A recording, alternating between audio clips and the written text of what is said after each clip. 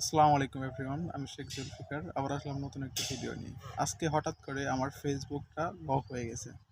Lock হওয়ার কারণ যে আমার ফেসবুকটা অন্য কেউ ব্যবহার করতেছে, অন্য কেউ লগ ইন করতেছে। আসলে এই জিনিসটা টোটালি মিথ্যা কথা, কারণ আমি আমার ফোন থেকে বিভিন্ন ডিভাইস থেকে আমার আইডিটা লগ ইন করে রাখছি, যার জন্য এরকমটা দেখাচ্ছে।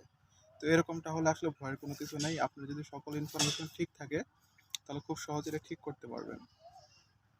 তো এর জন্য যাইতে হবে আপনার ফেসবুক অফিসিয়াল অ্যাপসে।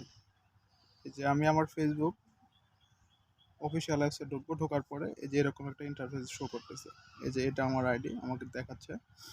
অবশ্য যদি এরকম সমস্যাটা হয়, চেষ্টা করবেন আপনার ফোনের যেখানে লগ ইন ছিল এবং কি আপনার যে জিমেইল এবং ফোন নাম্বার যেখানে দেওয়া ছিল সেই আইডি থেকে লগ ইন করার জন্য।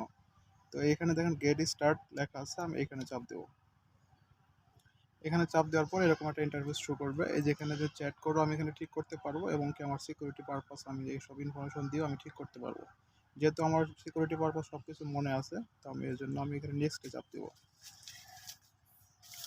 তো নেক্সটে চাপ দেওয়ার পর এরকম একটা ইন্টারফেস শো করবে। দেখেন এখানে আমার জিমেইল এবং ফোন নাম্বার শো করতেছে। আমি এখানে নেক্সটে চাপ দেবো। দেওয়ার পরে এখন সিলেক্ট ইউর ইমেল আর phone number, select email and phone number to remove, মানে আমাকে রিমুভ করতে বলতেছে যে কোনো একটা কিছু। আমি এখান থেকে কোনো কিছু রিমুভ করব না, ঠিক আছে। ডোন্ট রিমুভ এনিথিং, এখানে চাপ দেবো।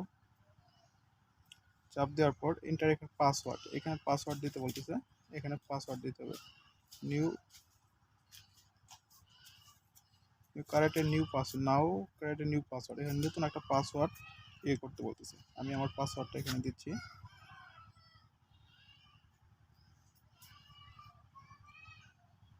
স্টপ।